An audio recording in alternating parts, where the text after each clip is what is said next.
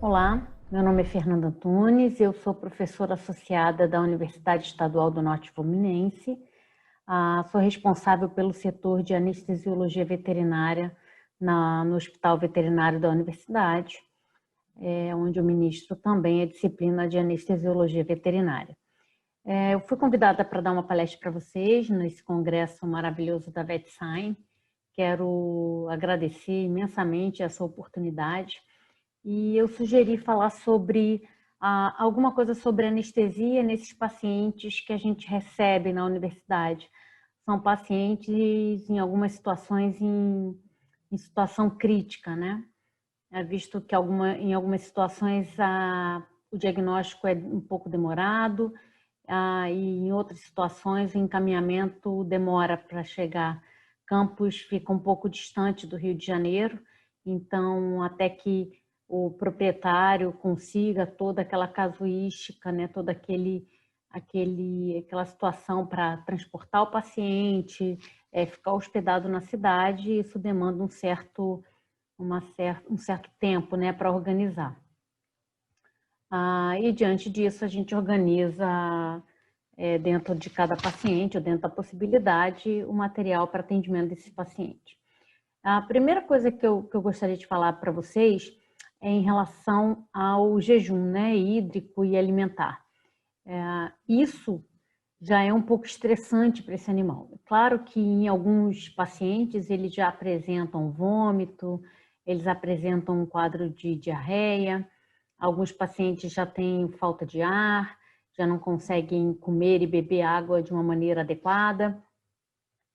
E junto com isso, né, toda vez que a gente vai anestesiar esse paciente, né, a gente também acaba provocando uma depressão maior de frequência cardíaca, pressão arterial, né? Então, são coisas, né, que estão ali envolvendo todo o procedimento cirúrgico e a gente tem que se preocupar com isso também, né? Então, além dessa privação de água e comida que são necessários nesse jejum para um procedimento cirúrgico, para evitar o vômito no transcirúrgico, para evitar qualquer quadro né, dessas vísceras estarem repletas de conteúdo, a gente tem o costume de fazer esse jejum, né?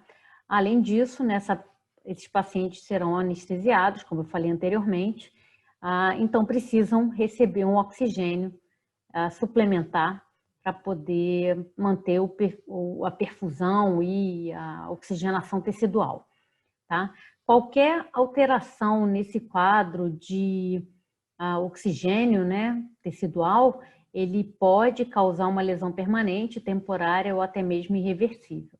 Então, a importância maior em todos esses pacientes é, sem sombra de dúvida, manter a perfusão tecidual. E isso se consegue mantendo a pressão arterial dentro da normalidade. A gente sabe que os anestésicos têm, um dos efeitos dele é a redução da pressão arterial.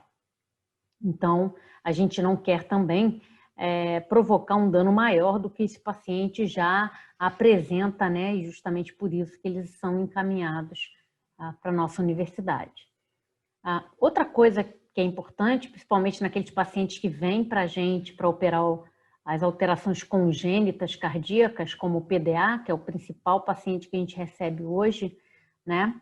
A persistência do duto arterioso.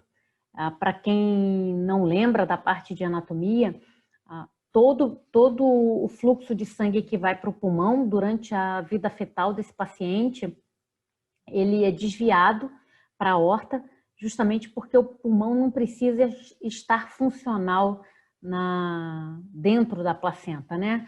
Toda a oxigenação desse filhote ou desse feto vem pela circulação umbilical. E aí existe esse duto arterioso que é responsável por esse desvio. Quando esse paciente nasce, ele tem até 4 semanas para que esse duto feche e vire ligamento arterioso. Quando isso não acontece, continua havendo esse desvio de fluxo que teria que ir para o pulmão, né, para a artéria pulmonar, no caso, pela artéria pulmonar, e começa a desviar para a aorta, e a aorta começa a ficar dilatada. São pacientes que apresentam um crescimento abaixo do normal, quando comparado com a ninhada, e são pacientes com intolerância ao exercício.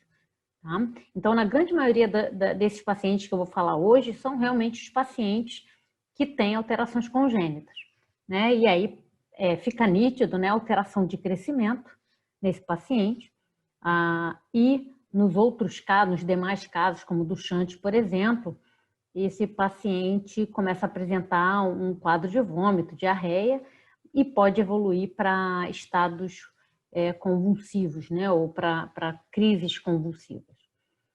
Bom, voltando à questão da cirurgia cardíaca, essa alteração cardíaca, ela já é um fator que vai dificultar a oxigenação tecidual, junto com os anestésicos que a gente já havia falado, também vai causar uma certa depressão, e aí você tem ainda mais um fator somando isso na redução da perfusão tecidual, né? Isso é extremamente importante se falar, vocês devem ter visto várias palestras no que se refere à falta de perfusão, e essa falta de perfusão levando à formação do ácido lático e de radicais livres, e a famosa injúria de reperfusão, quando essa perfusão ela é retomada, né? Esse é o Ziggs, um York que, num primeiro momento, a gente manteve contato pelo WhatsApp. Ele tinha uma certa dificuldade respiratória, vou mostrar um vídeo dele.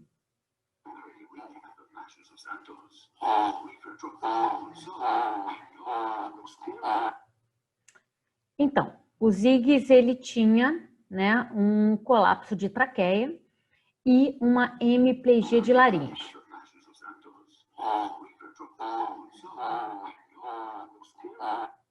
Né?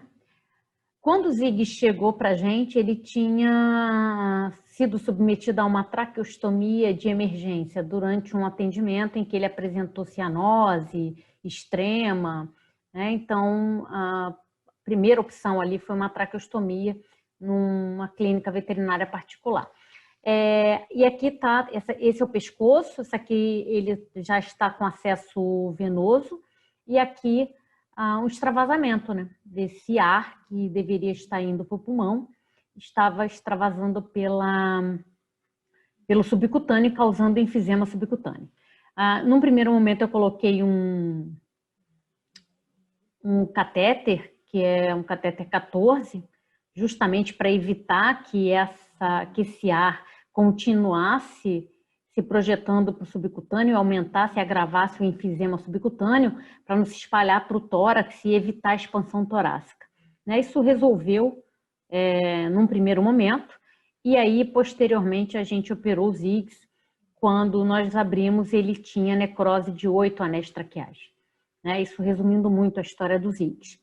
Ele tinha um colapso de traqueia, então, mas como teve essa necrose de traqueia, o professor Lacerda substituiu a traqueia por essa prótese. Colocou também a prótese extraluminal, né, que é a Intrac, da Impulse, para até mesmo sustentar essa prótese no local, e ele também foi submetido à cirurgia de hemiplegia de laringe. Esse não é o monitor dele, mas é de um outro paciente que também tinha colapso de traqueia. Então, para vocês observarem que é uma alteração respiratória, mas pode ter alguma implicação cardíaca. Esse parâmetro aqui da oximetria é a chamada curva pletismográfica, e o ideal é que a gente observe aqui um degrau, né? Como a gente observa aqui em algumas situações, mas não em todo o traçado, né? Que seria a primeira curva a sístole e a segunda a diástole, né? Isso define que existe uma sincronia ali entre abertura e fechamento valvular, entre sístole e diástole, que não está acontecendo nesse paciente. Esse é o Ziggs no pós-operatório, né, se alimentando. Isso custou um certo tempo. O Ziggs apresentava um quadro de acidose bem grave, então foi complicado para que a gente restabelecesse, né, ou tirasse ele da acidose, e posteriormente ele recebeu a alta. Essa é uma imagem da tomografia dele no pós-imediato, a prótese extraluminal para o colapso de traqueia. Não dá para observar a traqueia, porque realmente ele perdeu alguns anéis traqueais e essa parte mais escura aqui é o enfisema subcutâneo. Posteriormente, o Ziggs apresentou um novo quadro, né, de dificuldade respiratória e, como vocês podem observar, ele tem um novo colapso de traqueia aqui. Né? A literatura fala sobre isso, né? Esse paciente pode apresentar um colapso de traqueia em outro segmento da traqueia. Foi novamente feita essa abordagem para o Ziggs e ele se recuperou e está aqui o Ziggs de alta na casa do proprietário. Né? Então tá lá feliz. Aqui só para vocês observarem, para a gente diferenciar o que acontece nessas afecções das vias aéreas, né?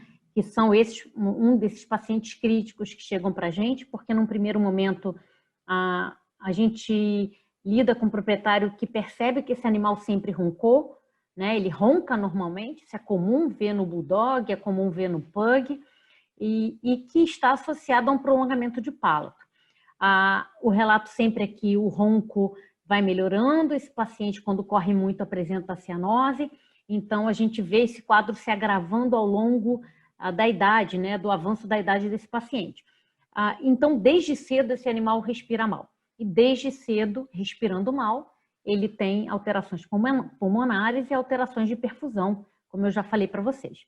Então, só para a gente diferenciar aqui, né, o que realmente é um prolongamento de palato, esse é de um labrador, ele vivia apresentando quadros de cianose e de intolerância ao exercício, então, como vocês podem observar, a epiglote ela não ultrapassa o palato mole, então isso é um prolongamento de palato bem evidente, claro que não era compatível com o quadro clínico, né? Mas talvez pelo tempo dessa alteração causar esse problema nesse labrador.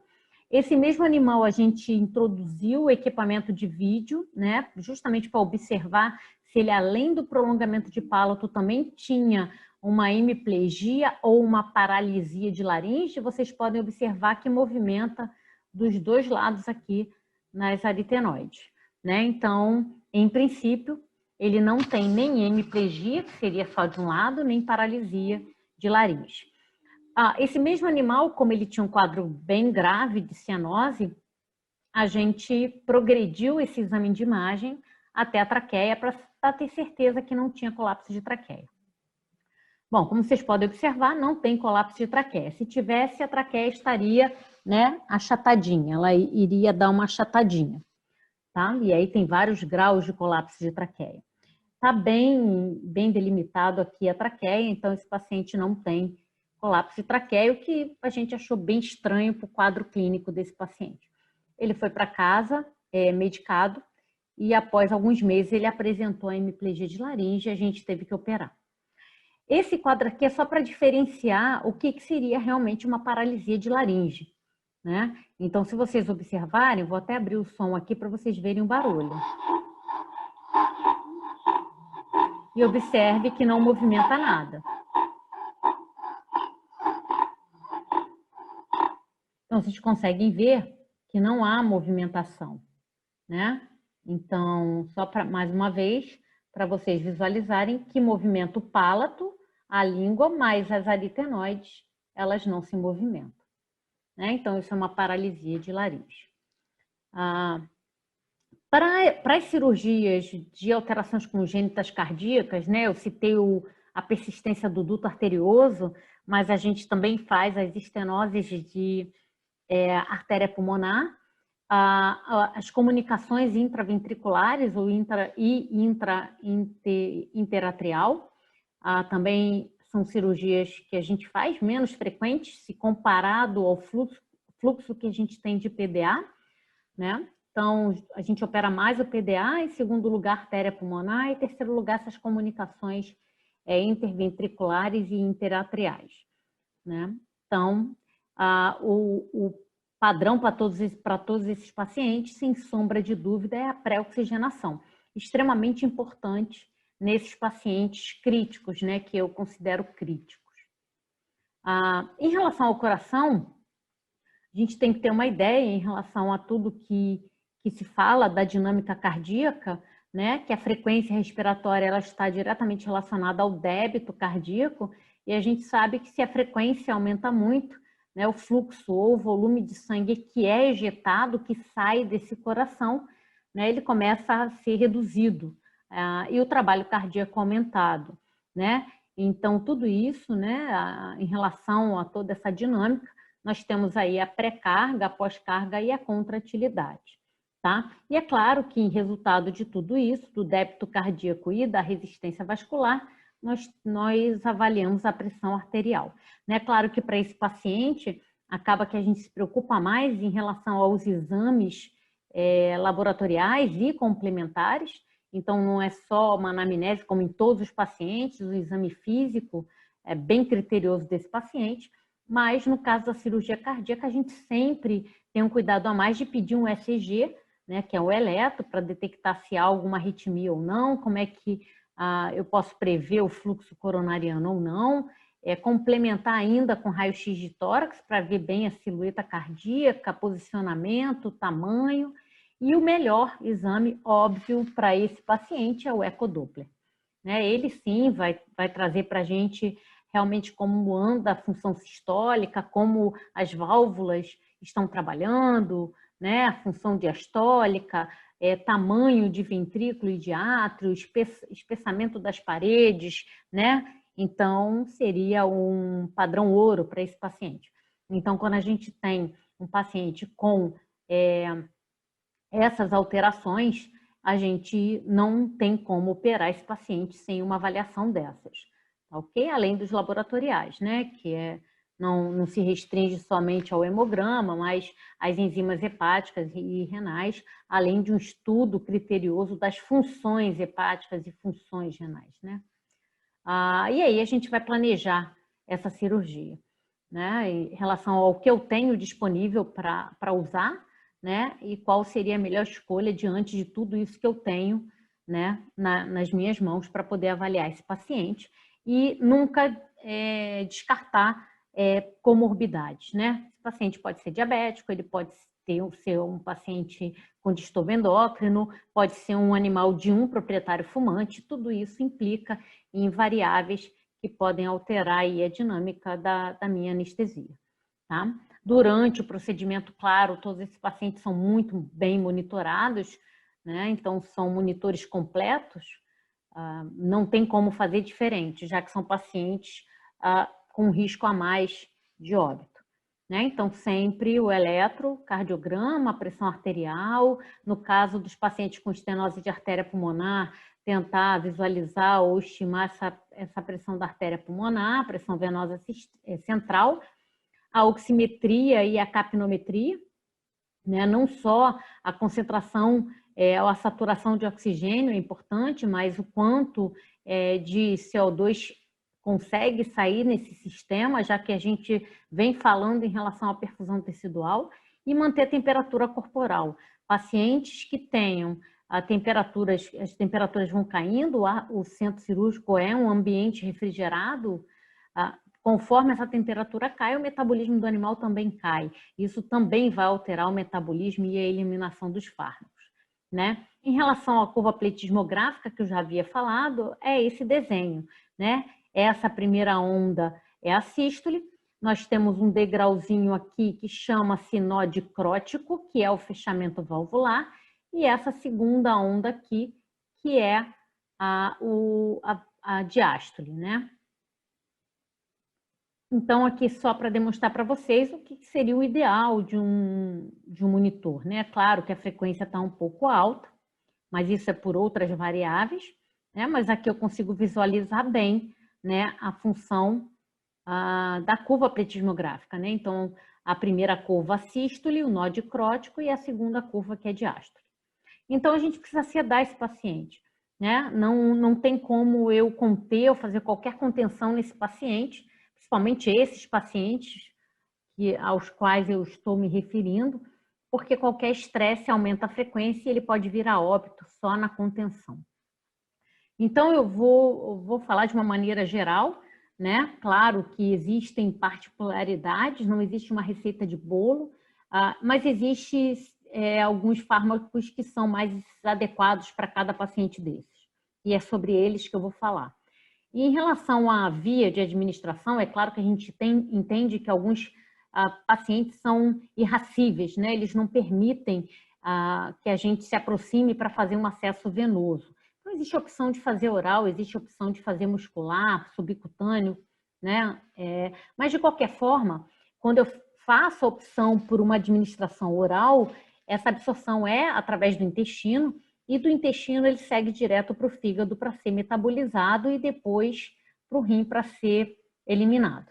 Quando eu faço a opção por um acesso muscular subcutâneo, intradérmico, que seja, né, ou venoso, essa substância ela ganha circulação sistêmica e assim que ela chega na circulação sistêmica, ela pode ir direto para o fígado para ser metabolizado ou ela pode ir direto para o rim, né, e aí uma grande parcela dela, né, acaba indo para o rim e começa a ser eliminado de forma inalterada, né? Acontece isso com alguns fármacos e isso não se restringe a sedativos, né? Alguns antibióticos e anti-inflamatórios passam por isso também. E existe uma função pela qual essa substância chega ao fígado, né? Para ativar essa substância num fármaco mais ativo, né? Para formar metabólitos inativos, tornar ele menos solúvel. E ainda existe aqui no fígado uma outra via de eliminação que é através das fezes pela bile, né? Quando ele ganha a vesícula biliar e consegue ser eliminado pelas fezes. Poucos fármacos conseguem ser eliminados pela via respiratória também, tá? Então, de uma maneira geral, é isso que acontece. Quando a gente fala também, né, em relação a esses órgãos, né, que são aqueles órgãos que recebem esse fluxo aumentado de sangue justamente pela distribuição ali do fármaco, né? Quando se refere à anestesia, óbvio que a gente está se referindo ao sistema nervoso central e a gente quer causar uma depressão do sistema nervoso central, né? Mas quando eu me refiro a pacientes com alterações hepáticas e renais, e aí do renal nem sempre a gente vai pegar alteração congênita, como eu falei, com fígado e coração, mas aqueles cálculos ureterais ou cálculos na pelve, e a gente não tem a opção a gente não quer a opção da nefrectomia, né? A gente tenta preservar esse rim a todo custo. Então, a gente precisa manter uma perfusão renal e proteger esse rim, né, de qualquer dano a mais, além do que ele já tem. Quando a gente se refere aos fármacos disponíveis no mercado, a gente tem que evitar nessas duas situações opioides que atuam em receptores Mi. No fígado, eles provocam contração das vias biliares e contração do duto de Oddi. Isso causa dor nesse paciente, apesar de, nesse momento inicial, não ser perceptível pelo animal, tá? A mesma coisa em relação aos rins ou às cirurgias de vias urinárias, porque os opioides Mi causam retenção urinária. E tudo que a gente quer nesse paciente é que ele urine no pós-operatório imediato, tá? Então, evitar opioides Mi. Aqui a opção é para opioides agonistas parciais ou aquele misto agonista-antagonista, que é o caso do butorfanol. O propofol é recomendado nas duas situações, porque ele tem um metabolismo extrahepático e uma eliminação extrarrenal, e esse metabolismo e eliminação do propofol acontece pelas vias aéreas, pelo pulmão. Em relação ao coração, a gente tem que evitar aquela ketamina naquela dose anestésica, que é uma dose alta. A gente pode até usar uma cetamina na dose baixa, de 2 mg/kg, mas isso ainda assim tem um impacto na frequência cardíaca. Não tanto quanto 5 mg no cão e 10 no gato, mas um impactozinho nessa frequência cardíaca. Mas então a recomendação da cetamina é apenas mesmo como analgesia e não ultrapassar a dose de 2 mg/kg. Em algumas situações, a gente faz o uso da dexmedetomidina, principalmente na infusão contínua, porque ela tem um impacto menor em microdoses, tanto na frequência quanto na pressão arterial. Então, a gente tenta preservar um pouco isso também. ela tem uma recomendação bem adequada para felinos, né? Melhor para felinos nessas situações de alterações cardíacas congênitas, né? Nas hipertróficas de felinos, ela é a recomendação número 1. Em relação ao sistema nervoso central, quando a gente fala de sedativos, analgésicos e da anestesia em si, né? A gente também usa Propofol, mas existem alguns trabalhos que falam da atividade pró-convulsivante do Propofol. Então, em cirurgias de sistema nervoso central, e não precisa ser necessariamente no sistema nervoso central, eu vou falar da hipofisectomia, né, que foi uma cirurgia, a gente chegou a fazer na universidade 2 pacientes, né?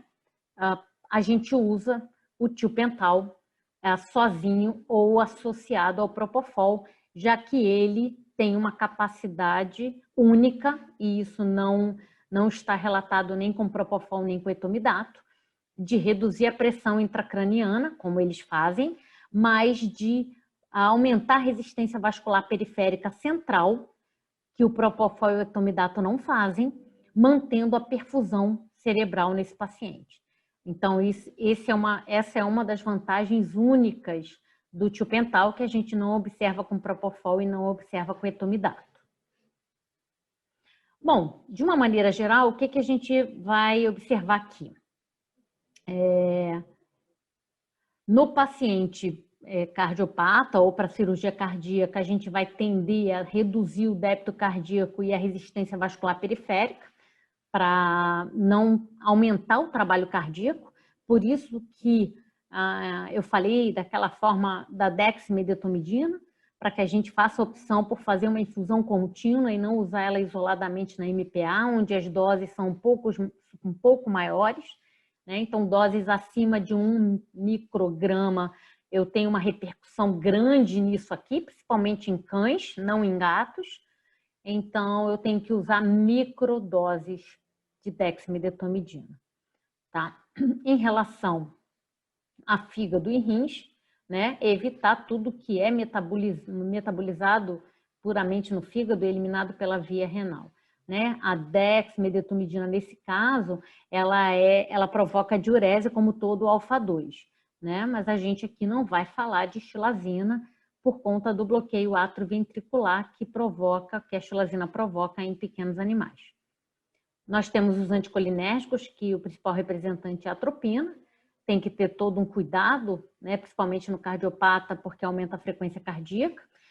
Nos pacientes renais e para cirurgias renais e hepáticas, eu não vejo problema em relação a isso, mas a gente também evita justamente por conta de efeitos adversos, como midríase persistente, redução de peristaltismo, que é o que a gente não quer.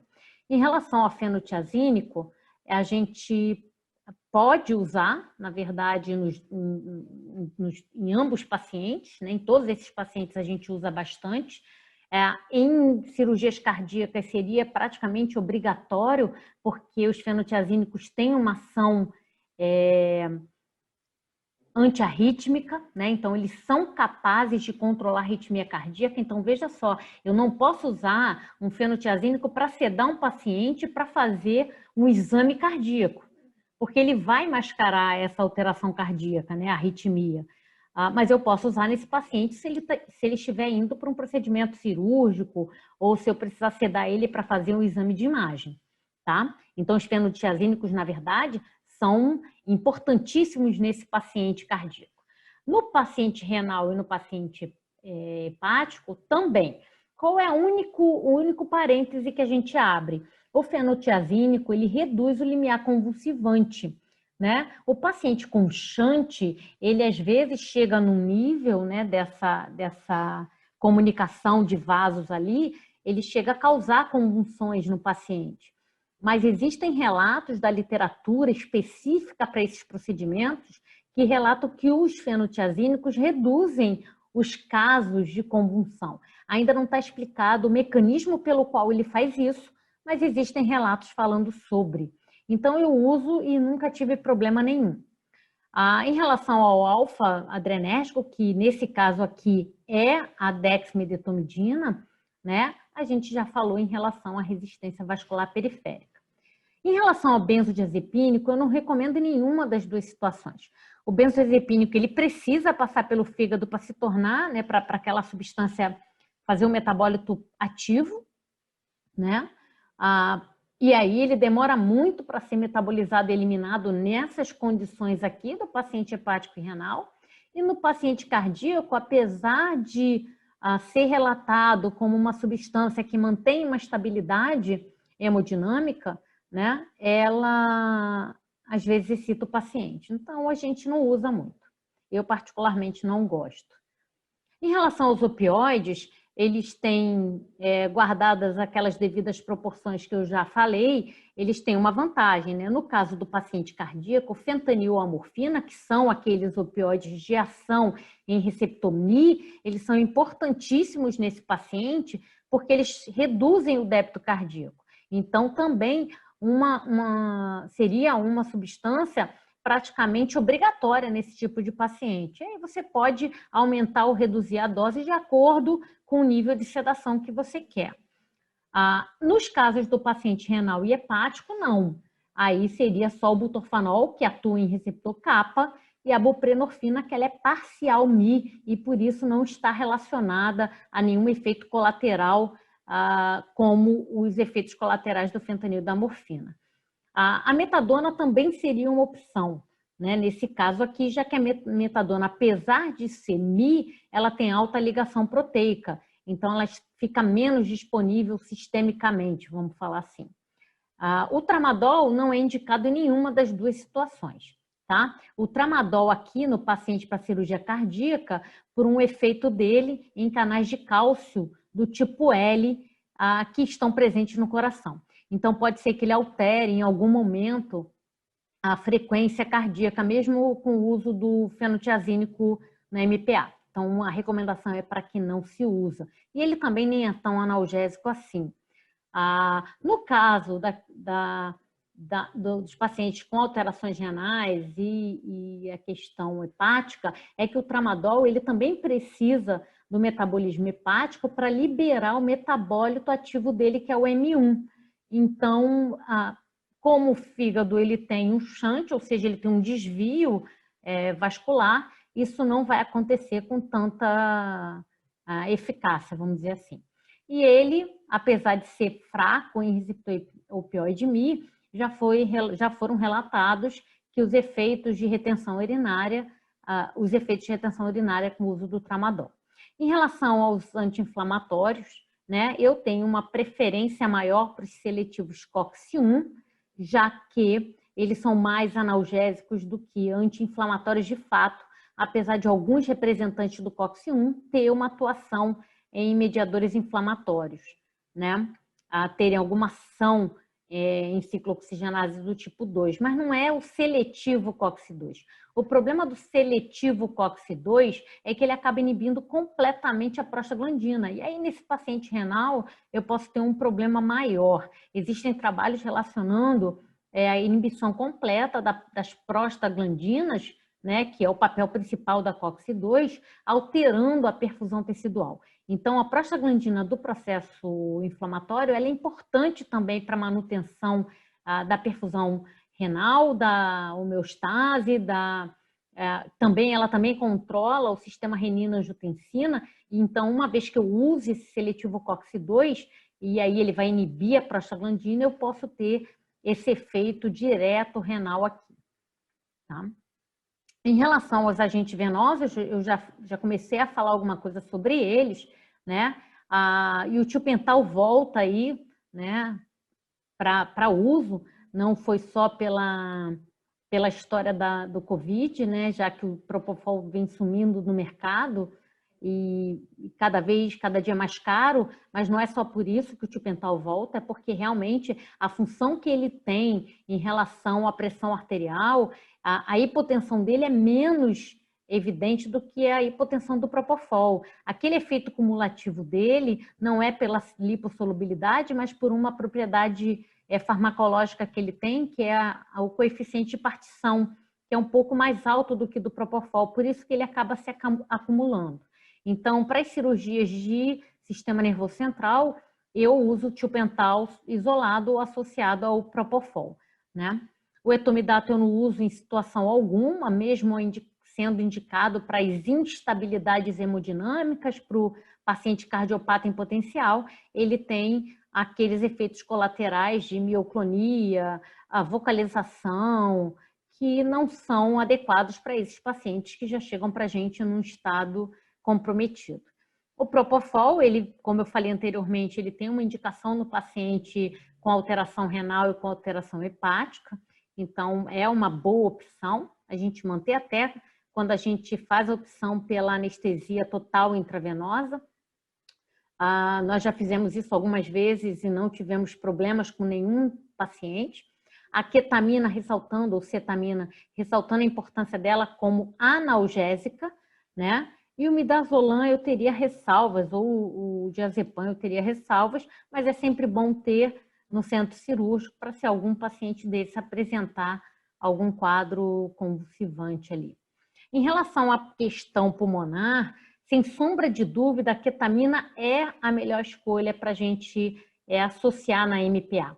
Ela aumenta, ela reduz, né, o broncoespasmo e aumenta a capacidade pulmonar. Então, ela tem essa grande vantagem para esses pacientes com alterações pulmonares, né? O tiopental, o propofol, todos eles causam depressão respiratória, né? Todos eles reduzem a frequência respiratória, reduzem o volume corrente e, por causa disso, aumentam a pressão parcial de CO2. Então, esses pacientes podem apresentar uma acidose trans e pós-cirúrgica por conta do uso dessas substâncias.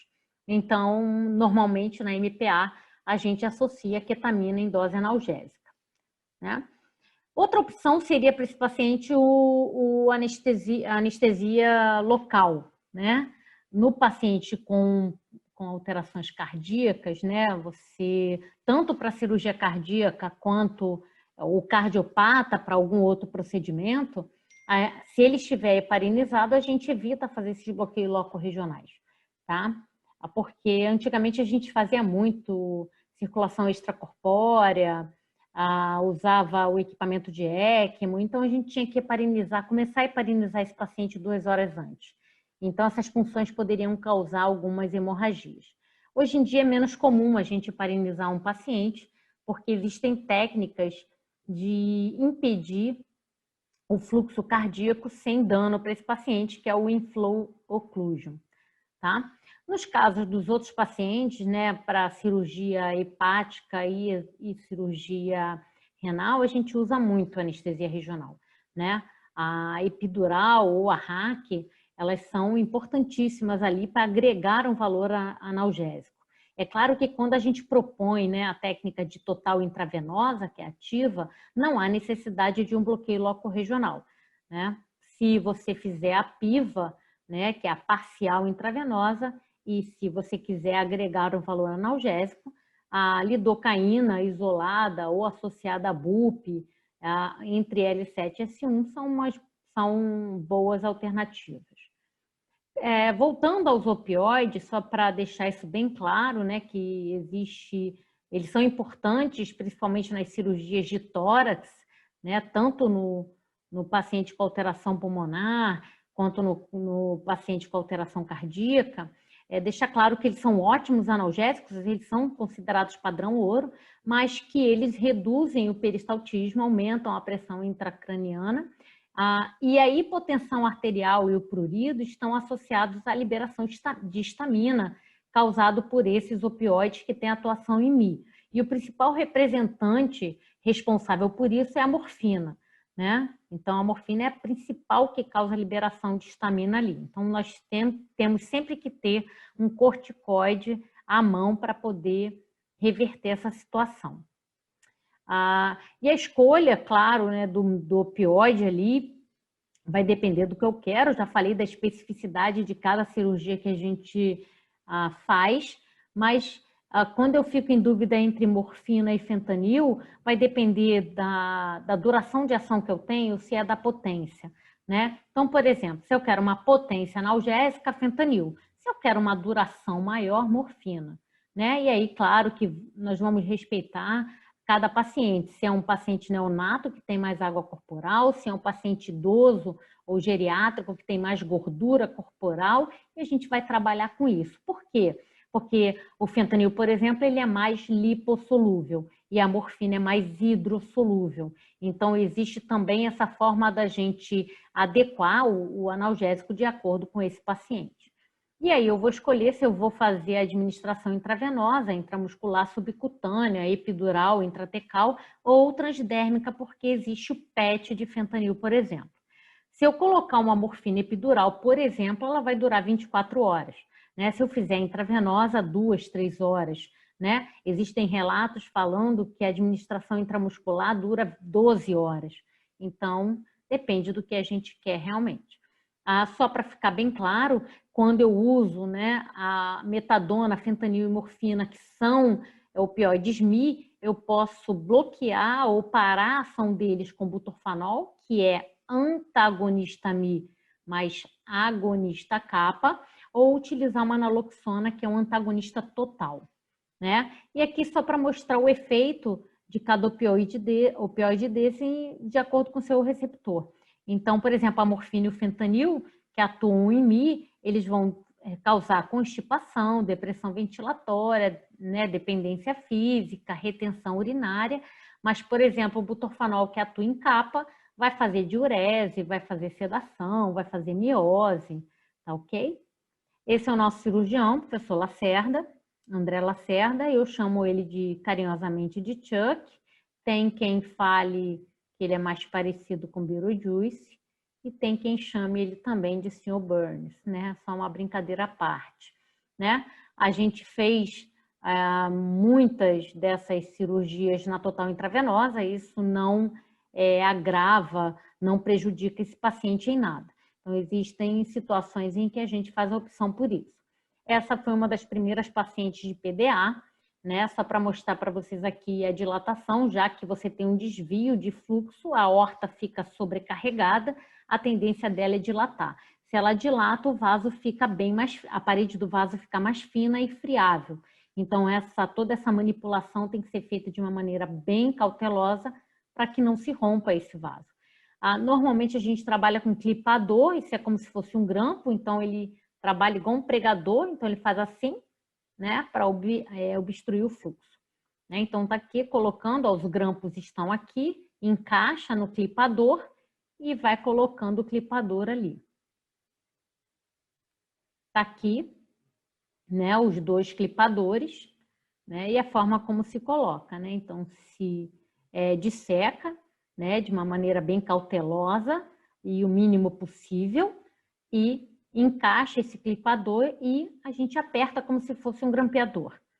Essa é a Mel, uma Jack Russell de 10 meses. A gente até então nunca tinha chegado a operar um paciente tão mais velho assim, né? Ela tinha muita cianose, tudo deixava ela cianose, ela tinha síncopes, ela desmaiava, né? Então veio para a gente encaminhada. Então tá aqui o monitor da Mel.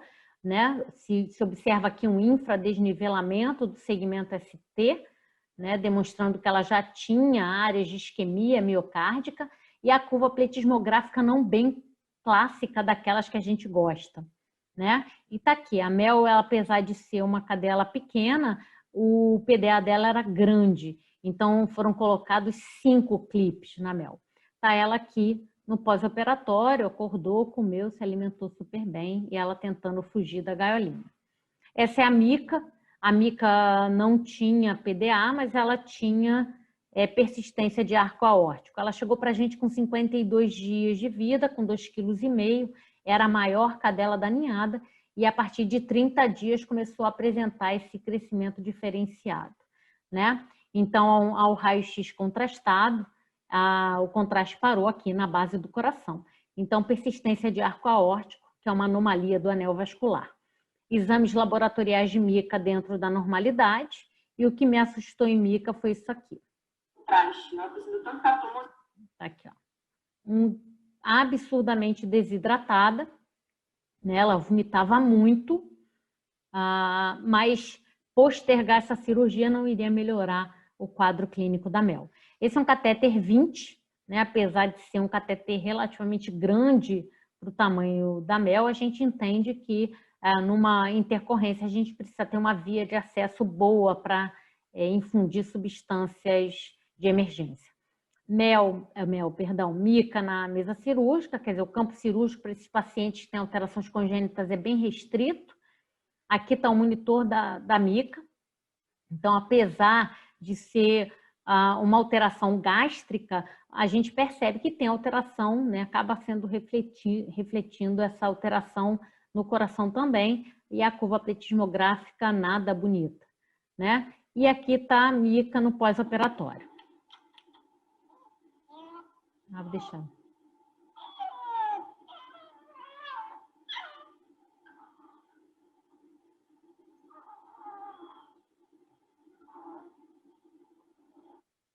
Ela queria mais patezinho, mas infelizmente a gente não podia dar. O paciente mais velho que a gente operou de PDA foi uma cadela de 4 anos e que o fluxo não tinha invertido, né? Uma outra observação que eu acabei esquecendo de falar para vocês. Esse fluxo ele sai da pulmonar para a aorta, então ele é da esquerda para a direita. Quando a pressão na aorta aumenta muito, ele inverte o fluxo, aí passa a ser da direita para a esquerda. Quando acontece essa inversão de fluxo, esse animal ele não pode mais ser operado, né? E a literatura fala que ele sobrevive 1 ano e meio com insuficiência cardíaca congestiva. Bom, a gente operou uma cadela que conseguiu chegar aos 4 anos sem inversão de fluxo, mas era uma poodle branca, né? Então, brincadeiras à parte, realmente é raro isso acontecer, foi um único caso. Esse animal era um Rottweiler, como vocês podem ver, ele também tinha PDA. Né? Aqui está o tubo torácico, que é colocado, fica 24 horas, uma torneirinha de 3 vias, não para restabelecer pressão negativa, mas para retirar todo líquido, né, que acaba ficando no tórax. Né? Está aqui ele, serelepe, no pós-operatório. Todos esses animais acordam super bem, sem dor nenhuma. Para as cirurgias hepáticas, né, principalmente tumores, a gente se preocupa muito com a hemorragia, né? E muitas vezes a gente não tem uma bolsa de sangue para transfusão nesse paciente, para essa reposição. Então, em algumas situações, a gente pode instituir ou deixar bem esquematizado ou bem programado uma manobra de Pringle. O pessoal que trabalha com intensivismo sabe muito bem do que eu estou falando, né? Mas existem algumas formas de se fazer essa manobra de Pringle. O pessoal da intensiva faz de um jeito e o pessoal da cirurgia faz de outro, mas nenhuma dessas formas prejudica, né, a reperfusão hepática, vamos dizer assim. Vamos mostrar o quadro da Vida, né, que é uma samoyeda de 11 anos. Ela foi operada a primeira vez com a gente aos 9 anos de idade, né, e o diagnóstico foi um carcinoma hepatocelular. Depois a gente tirou um outro nódulo, que era um hepatoma, né? E voltou, né? Teve recidiva, né? E aí a gente agendou, né, a cirurgia da Vida, né? Aqui tá a dona dela, né? Ela é uma fofa, assim, ela sempre colaborou bastante com a gente, né? Sempre muito bem tratada pelos proprietários.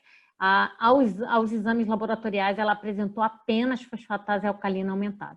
Nenhuma alteração de ALT, AST, CK, fosfatase alcalina aumentada, ureia e creatinina normais, né? Nada alterado, nada, né? Além disso. Então, ela tinha um quadro de leucocitose também, né? Então, essa foi a primeira cirurgia, o primeiro lobo hepático que a gente retirou. Esse é o monitor dela, né? Eu brinco sempre que é muito mais fácil a gente perder um paciente de cirurgias hepáticas do que paciente com cirurgia cardíaca. A manipulação hepática, ela faz bradicardia intensa, né? Por uma estimulação vagal. Então, você pode observar aqui um infradesnivelamento também de segmento ST, né? O monitor não consegue pegar a curva pletismográfica, então começa a ser uma cirurgia bem complicadinha, né? A segunda cirurgia tinha bastante aderência, né? Vesícula biliar bem dilatada, foi bem difícil de secar, ela tinha também um abscesso hepático, justificava a leucocitose dela, então uma retirada desse lobo com muita cautela para que não se rompesse essa cápsula, né? E aqui retirando o tumor. Outras cirurgias comuns no nosso setor são os desvios, né? Os shunts. E aí a gente não tem só o shunt portocava, né? A gente já operou portoázigos, né? A esplenocava, porto-renal. Então, às vezes vem no laudo de tomografia que é portocava, mas quando abre a gente vê que não é portocava, né? Que o shunt é outro. Mas não atrapalha muito, só a dificuldade na localização, porque quando falam que é portocava, você vai direto na porta e na cava. E quando é porta-ázigos, a gente vai procurar em outro lugar, né? Esses são 2 pacientes, a Nina, que era uma pug, e o Hiroshi, que é um shih tzu. O Hiroshi chegou a fazer 2 novos shunts no pós-cirúrgico, a literatura fala que isso pode acontecer. A Nina, um caso um pouco mais complicado, como vocês podem observar, o fígado totalmente alterado, a vesícula biliar extremamente dilatada. Então, a Nina era mais, o shunt dela comprometia um pouco mais o fígado, né? Como vocês podem observar, esse é o anel ameroide. Os shunts, eles também podem ser corrigidos com papel de celofane. Se você observar, fica bem frouxo mesmo, não é para fechar como o PDA, com aquele clipador. A intenção é que esse anel ameroide, essa substância de dentro do anel ameroide, provoque uma fibrose no local do shunt, e aí a gente vai ter um fechamento gradual do shunt, tá? Nada gritante. Então a gente fala para o proprietário que essa melhoria, né, não é instantânea. Esse paciente pode levar de 4 a 6 semanas para começar a reduzir os sintomas. O principal sintoma do shunt é a ascite, né? Então, o proprietário acha que vai operar num dia e que no dia seguinte não vai ter, a ascite não vai acontecer mais. A gente deixa claro que não, né? Em torno de 4 a 6 semanas, a produção desse líquido acítico vai diminuindo. O fígado é responsável pela produção de proteína. A proteína, ela é responsável por manter o volume dentro do vaso. Se eu tenho uma alteração nessa produção de proteína, esse líquido não fica dentro do vaso, extravasa para dentro da cavidade, né? Então, aqui é a colocação do anel ameroide. Da mesma forma como é feito o PDA de secção, ela é feita de uma maneira bem cautelosa, né? Porque esses vasos também estão dilatados e a parede está mais friável, então pode romper também, da mesma forma como o PDA. Então, ali a colocação, e aqui também, aqui do Hiroshi, os 2 do Hiroshi, né? E aqui já posicionando o anel ameroide, depois tem que colocar uma chavezinha, né? Que é um parafusinho que fecha esse anel ameroide. Vou passar o próximo que aparece melhor, tá? Então, tá aqui, ó, a chavezinha já está aqui. Ele pega e daqui a pouco ele vai lá e vai travar a chavezinha no anel ameroide. E a gente ouve quando ele encaixa, a gente consegue ouvir um barulhinho indicando que ele fechou, tá? E aí fica ali, fica fácil de visualizar no pós-operatório, né? Pela ultrassonografia, né? Quando a gente usa o papel celofane, ele só né, ele passa o celofane e a fixação dele só com fio de nylon ali na posição, sem apertar muito também os shunts, tá? Essa aqui é a visão de um shunt, né? Para vocês terem uma ideia de como acontece, tá? Então, como eu falei para vocês, é normal a gente ter uma bradicardia, uma vasodilatação nesse paciente, mas apesar disso, esse era o Darius, né? O monitor do Darius, que também tinha shunt. Mesmo assim, ele tinha uma curva pletismográfica dentro, próximo da normalidade. Mas isso não é comum, tá? Normalmente, a gente observa muita bradicardia. Então, tem que ficar bem atento, né? Então, tá aqui o anel ameroide.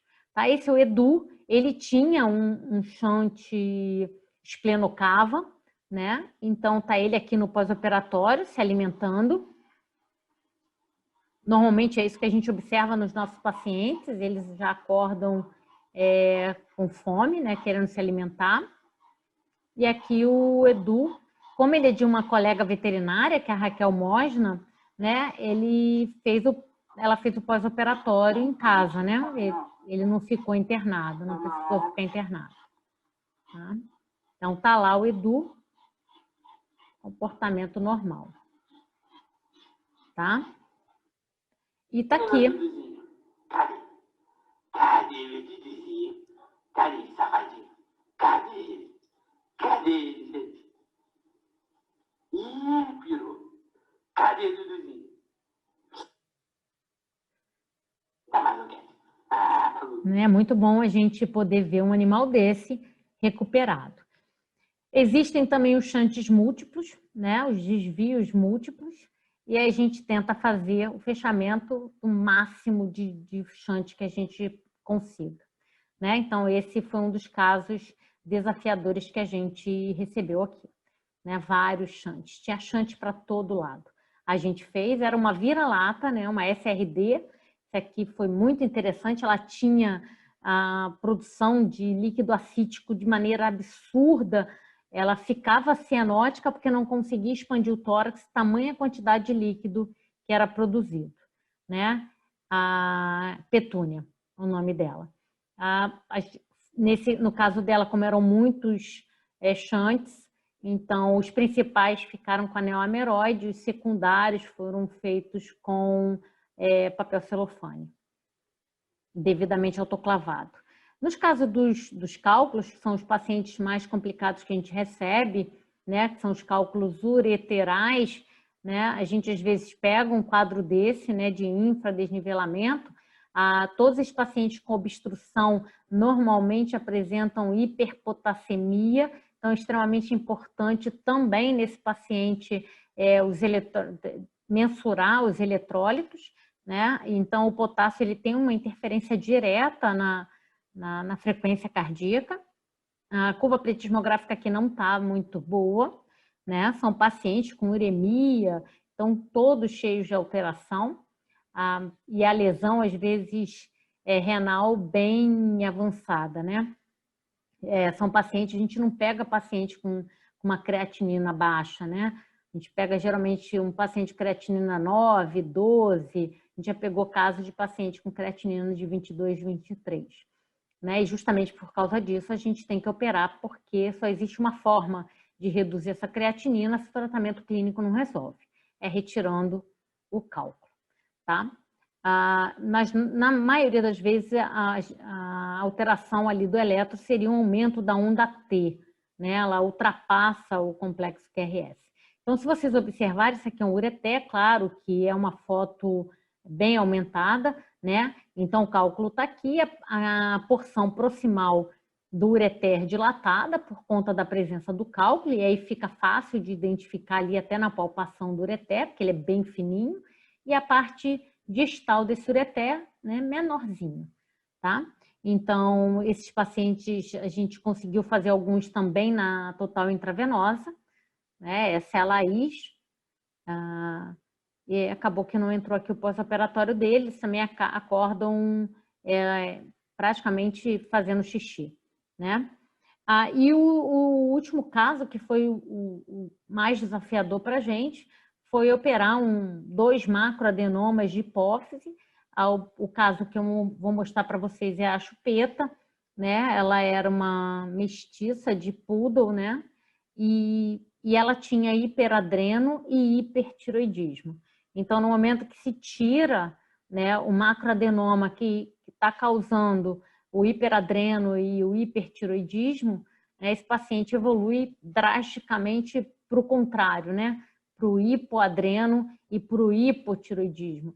Então, o mais complicado não é nem o pós-operatório da cirurgia, mas o pós-operatório do distúrbio endócrino, para que a gente consiga estabilizar esse paciente e mandar de volta para o dono, né? Então, se vocês observarem, esse animal está de boca aberta para a gente, para a tela, tá? Então, a hipófise no humano é exatamente o acesso à hipófise é pela narina. No caso dos cães, o acesso é pelo céu da boca, então a hipófise está exatamente nessa interseção entre palato duro e palato mole. Então abre-se a mucosa e faz uma fenestração no osso. Então a hipófise está aqui. E ela é fácil, assim, relativamente fácil de identificar, porque existem dois vasos laterais que acabam delimitando essa hipófise. Macroscopicamente falando, em termos de avaliação tecidual, a gente não consegue diferenciar, né? Somente a presença desses dois vasos indicam para a gente que ela está ali no meio, né? E os vasos estão praticamente delimitando essa hipófise, tá? Então, está aqui o equipamento de vídeo que foi utilizado para remoção da hipófise ou parte da hipófise da chupeta, tá? Então, está aqui a chupeta no pós-operatório, tá? Ela chegou a fazer um aumento da pressão intracraniana, mas por pneumoencéfalo. O que é o pneumoencéfalo? Entrou ar pela incisão. Então, a presença do ar fez um aumento da pressão intracraniana, mas foi rapidamente tratada com manitol e a gente conseguiu restabelecer a pressão intracraniana. A chupeta foi anestesiada com associação de propofol e tiopental. Então, está aqui ela andando, né? Ela tinha uma certa alteração de locomoção.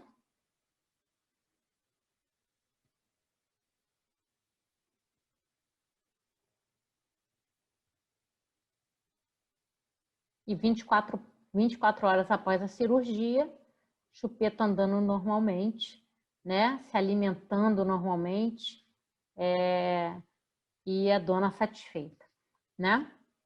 É isso que a gente mais quer. Porque existem geralmente poucas expectativas para esses pacientes críticos, né? Eu quero agradecer a atenção de vocês.